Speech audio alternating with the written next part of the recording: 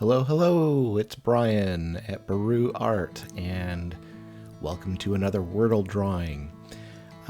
This one's a little bit different, so I decided to break it out on its own because this is using a medium that probably a lot of people aren't familiar with, but it's really beautiful. It's a fun technique, and hopefully you will enjoy what you see and maybe even try it yourself. It is something, when I looked at the solution for today's Wordle, it indicated to me something that required a time and a place. And I began thinking about different things and how this would have been perfect for the annular eclipse that happened a couple days prior. But then I thought about maybe similar things, like the Raiders of the Lost Ark, where he had the staff of Ra, and if you put it in the right place at the right time, that it would indicate the location of the Ark.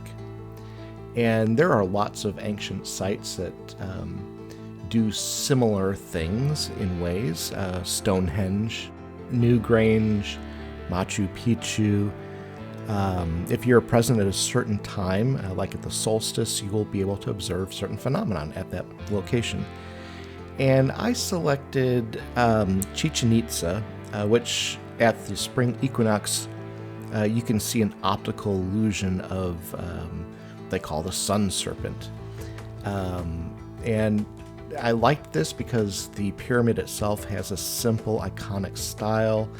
It's pretty recognizable. So it seemed a good choice for this sort of layout. I needed something a little bit simple. And then I got to thinking a little bit more about time and place, and I decided to use a method called cyanotype to create this art, because that also requires a time and a place. So UV light to develop the cyanotype over time, but only in the places where you're allowing it to happen. So it seemed the perfect medium for this project. And cyanotype is not new. It's been around for almost 2 centuries. And it was used in blueprints. It had that very familiar, almost Prussian blue sort of background. And it's been used for art in different capacities. And I really, really enjoy printmaking, which this was used to do over time. And so I will most surely do some more videos on this technique and others of printmaking. And the nice thing is, it's not difficult to do, and it really is not all that expensive either. But there are a number of steps that are involved and some tricks and some experiments that you can try, so it's a lot of fun.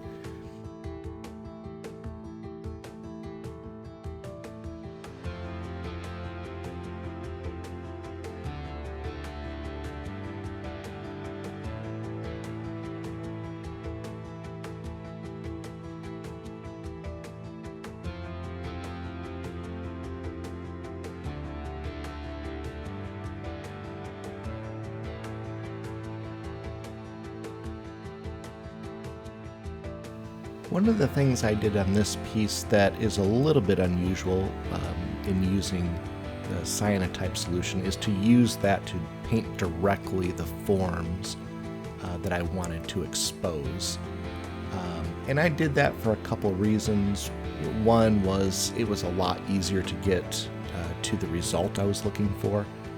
And secondly, just using the cyanotype was more important than, the actual method or, the finer details of the exposure. And in later videos, I'll show you some different ways of doing different things. And I did do a number of different exposures on this piece to give different effects, different textures, different shades of blue.